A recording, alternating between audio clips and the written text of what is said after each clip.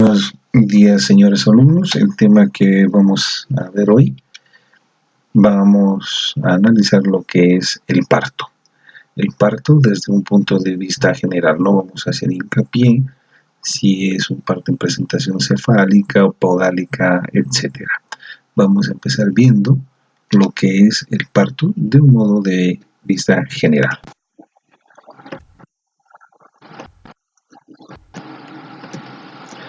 Vamos a empezar definiendo qué es parto y vamos a indicar que parto es la expulsión de un feto con un peso igual o mayor a 500 gramos y con mayor a 22 semanas contadas desde la fecha de última menstruación. Esto para diferenciar, por ejemplo, de lo que es aborto. Todo recién nacido menor a las 22 semanas y menor a 500 gramos es aborto.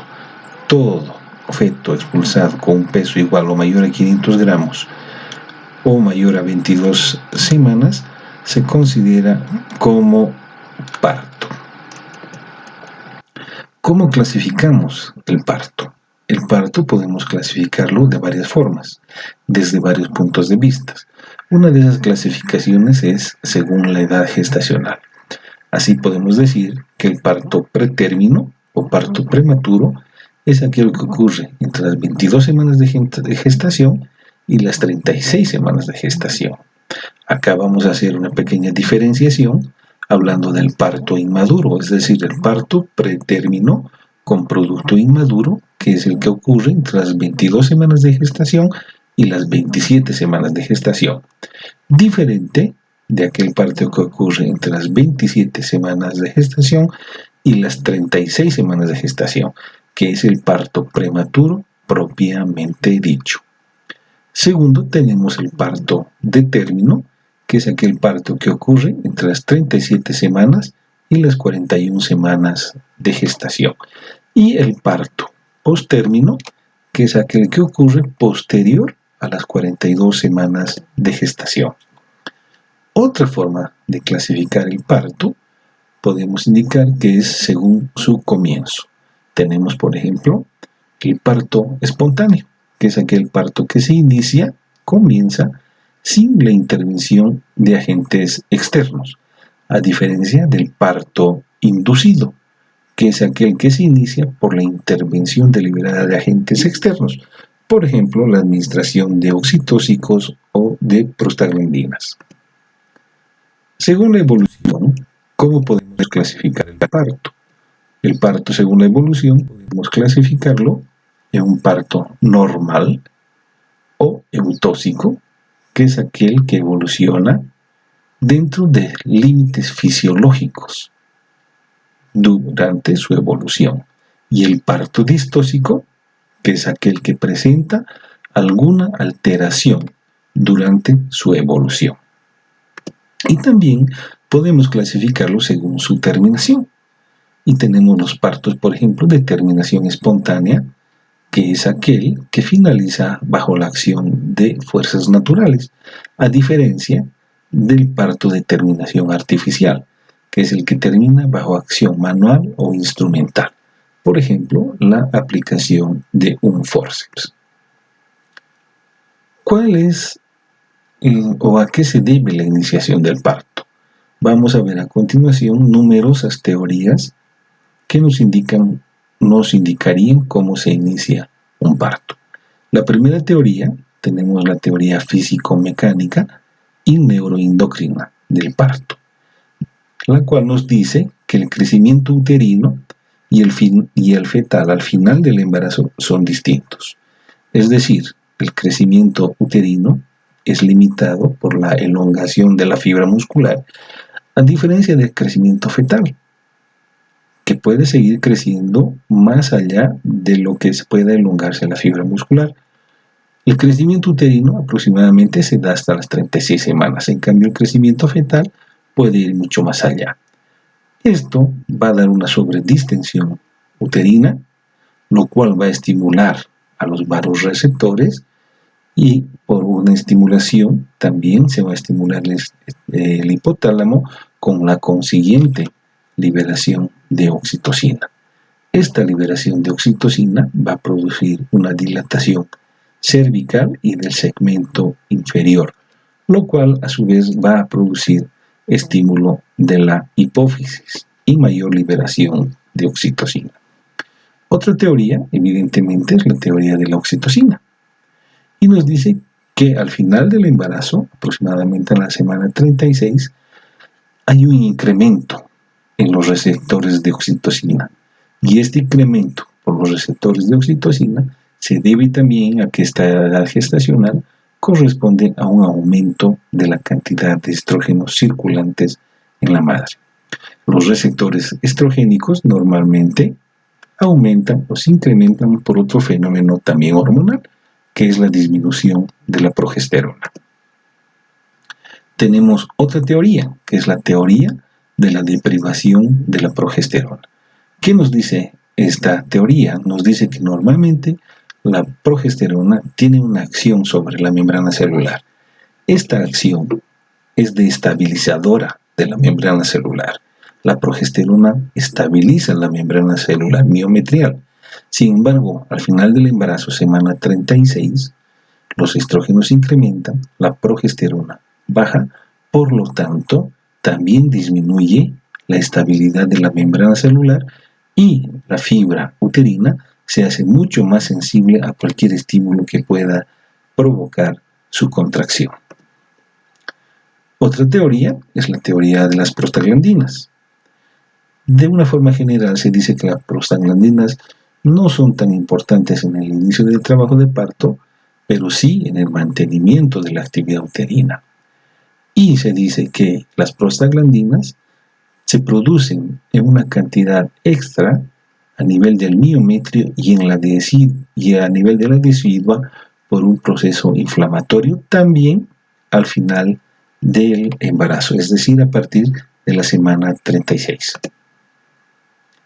Finalmente tenemos la teoría del control endocrino fetal, la cual nos indica que cualquier estímulo de estrés fetal va a producir una liberación de sus glándulas suprarrenales con la consiguiente liberación de cortisol, la estimulación del cortisol placentario y la consecuente liberación de prostaglandinas e incremento de la dehidroepiandrosterona, lo cual va a estimular también la formación o el aumento de los estrógenos en placenta, lo cual va a estimular un aumento en las proteínas contráctiles, un aumento en los receptores de oxitocina de la fosfolipasa A2 y un incremento de las prostaglandinas, lo cual va a desencadenar todo lo que es la contracción uterina. Recordemos que los periodos del trabajo de parto normalmente son 3. El periodo de dilatación y borramiento, el periodo de expulsión fetal y el periodo de alumbramiento. Es decir, estos 3 periodos son consecutivos, uno detrás del otro. La primera etapa se inicia con el trabajo de parto, el inicio del trabajo de parto, y termina con un borramiento y dilatación completos. Esta es la fase de dilatación y borramiento. El trabajo de parto normalmente puede durar en primigestas hasta 20 horas y 18 horas en las multigestas. La segunda etapa o el segundo periodo comienza consecutivamente con la dilatación y borramiento completos y termina con la expulsión del bebé. Esta segunda etapa de expulsión dura aproximadamente 60 minutos en las primigestas y 30 minutos en las multigestas. Y la tercera etapa de alumbramiento empieza con la expulsión del feto y termina con la expulsión de la placenta. Como promedio tarda entre 4 a 8 minutos aproximadamente.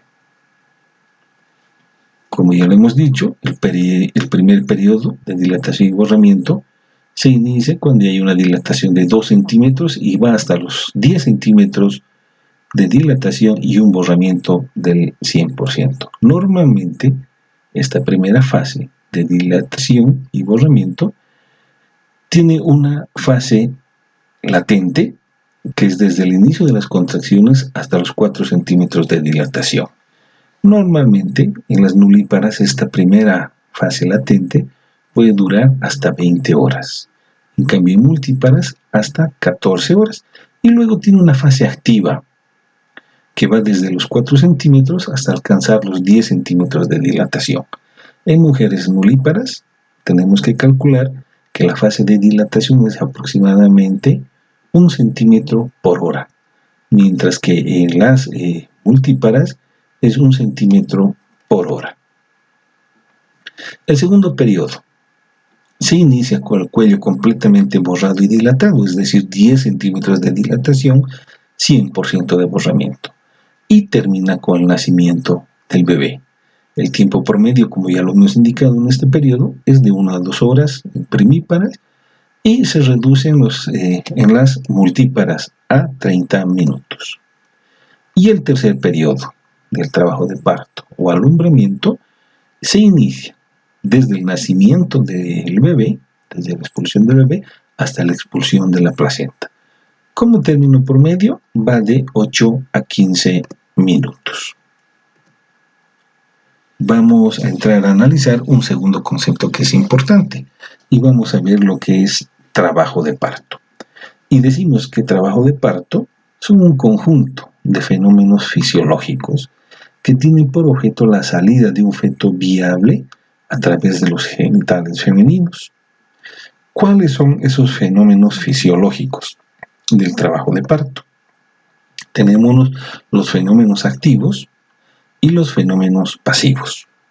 Los primeros, es decir, los fenómenos activos, van a ser las contracciones uterinas y los pujos, que a su vez pueden ser espontáneos y pueden ser provocados. En las contracciones uterinas tenemos que analizar características, 4 características importantes. La frecuencia de las contracciones uterinas, que eso se refiere al número de contracciones que aparecen en un periodo de 10 minutos. Normalmente 3 a 5 cada 10 minutos. La intensidad, que se mide normalmente en milímetros de mercurio y compara la diferencia de presión desde el tono basal hasta el punto más alto de la contracción. Lo normal, la intensidad es de 30 a 50 milímetros de mercurio. La duración de una contracción, que es el tiempo desde que se inicia la contracción hasta que se recupera el tono basal. Normalmente es de 30 a 90 segundos. Y el tono basal, que es la presión intrauterina de un útero en reposo, es decir, es la presión más baja entre 2 contracciones y se dice que normalmente es entre 8 a 12 milímetros de mercurio con un término medio de 10 milímetros de mercurio. Aquí tenemos una gráfica donde vamos a poder analizar, por ejemplo, acá el número 3 es la presión más alta y esto hace referencia a la intensidad, ¿verdad? Tenemos acá el número de contracciones en 10 minutos que se va a referir a la frecuencia. Acá el número 4, que es el momento desde que empieza una contracción hasta que termina, es la duración. Y acá el espacio entre 2 contracciones que hace referencia al tono basal. Esas son las 4 características importantes de toda contracción uterina.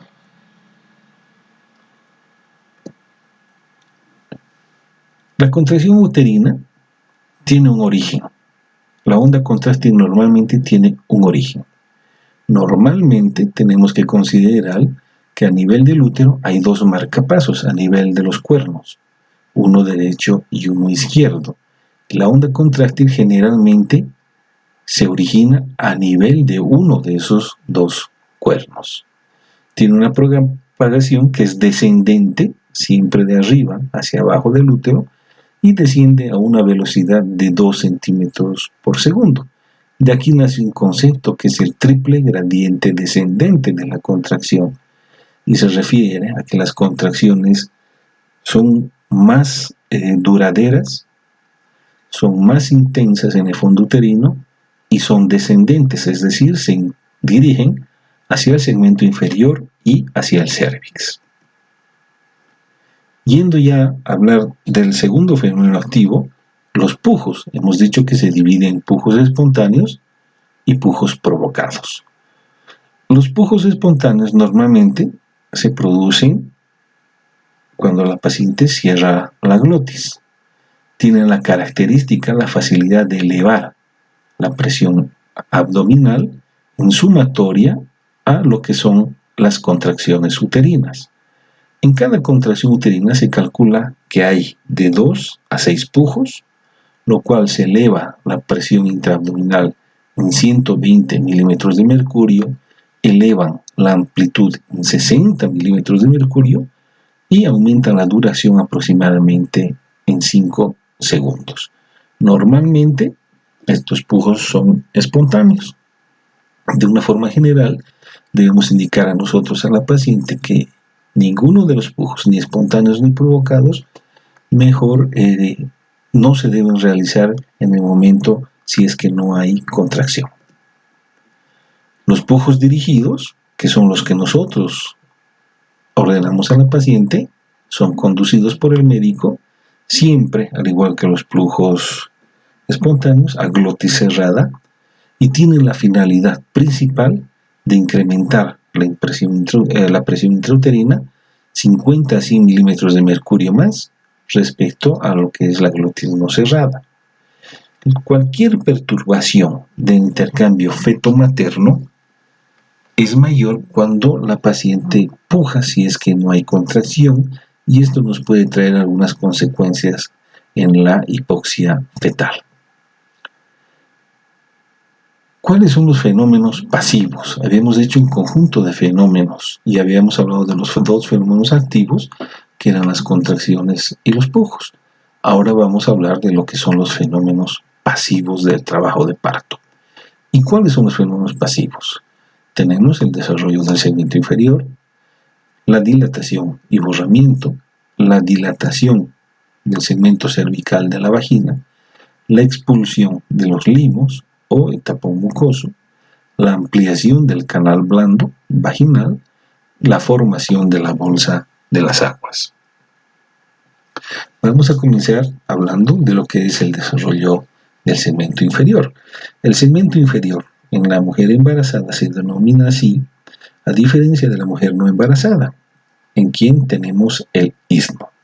Normalmente el segmento inferior comienza a formarse en la semana 14 de gestación. Como habíamos indicado, en una mujer no embarazada se distingue cuerpo, istmo y cérvix. El istmo va a ser reemplazado por el segmento inferior. ¿Qué característica tiene este segmento inferior? Este segmento inferior tiene la característica, a diferencia del resto de la musculatura uterina, de que le falta la capa muscular plexiforme, es decir, la capa muscular intermedia que tiene la pared uterina, y que representa aproximadamente 2/3 del espesor de la pared uterina. Este segmento inferior, al final del embarazo, llega a medir aproximadamente 12 centímetros. Hay que distinguir en él límites superiores y límites inferiores. Como límite superior vamos a tener, por ejemplo, el anillo de Banfi, el más importante. Hay una rama arterial que viene directamente de la arteria uterina. Tenemos la vena circunfleja, que también acompaña a la arteria, y tenemos el repliegue peritoneal o zona de Hofmeyr. Y como dato inferior, límite inferior, tenemos el orificio cervical interno.